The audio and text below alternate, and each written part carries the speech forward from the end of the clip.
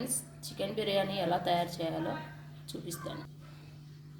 First chicken తీసుకోవాలి, తర్వాత ఒక కప్పు పెరుగు వేసుకోవాలి, తర్వాత అల్లం వెల్లుల్లి పేస్ట్, ఒక స్పూన్ కారం పొడి, ఒక స్పూన్ సాల్ట్, సగం నిమ్మకాయ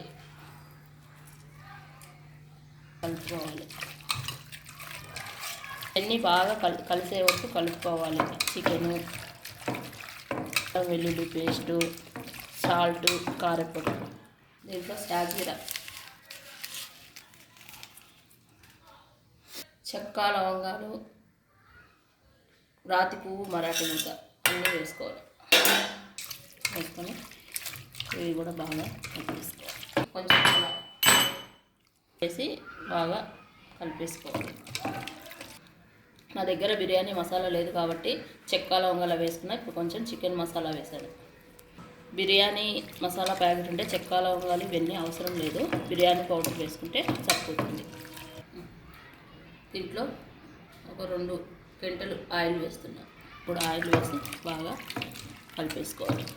1 గంట పాటు ఫ్రిడ్జ్లో పెట్టుకొని మ్యాగ్నేట్ చేసుకోవాలి. తర్వాత చూపిస్తాను మిగతాది. ఫ్రిడ్జ్లో పెట్టుకోవాలి, 1 గంట పాటు మ్యాగ్నేట్ అవ్వాలి. తర్వాత చూపిస్తాను మిగతాది. ఫ్రిడ్జ్లో నుంచి తీసిన తర్వాత చికెన్ ఇలా ఉంటుంది. దీన్ని కుక్కర్లో వేసుకోవాలి. స్టవ్ వెలిగించుకొని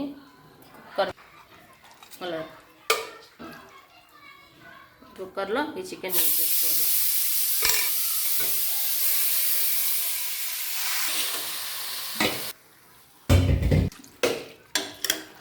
కొంచెం వాటర్ వస్తుంది. వాటర్ వచ్చిన తర్వాత కుక్కర్కు మూత పెట్టేసుకోవాలి. రైస్ పెట్టుకున్నా. దీంట్లో ఒక 4 బిర్యానీ ఆకులు వేసా, ఉప్పు కూడా వేసా రైస్లో. దీంట్లో కొంచెము పుదీనా, దీంట్లో అలాగే కొంచెం పుదీనా సన్నగా తరిగి, కొత్తిమీర, పుదీనా వేసుకోవాలి. అలాగే కొంచెం మెంతి ఆకు కూడా వేసుకోవాలి. ఇలా ఉడికిన తర్వాత మూత పెట్టేసుకోవాలి.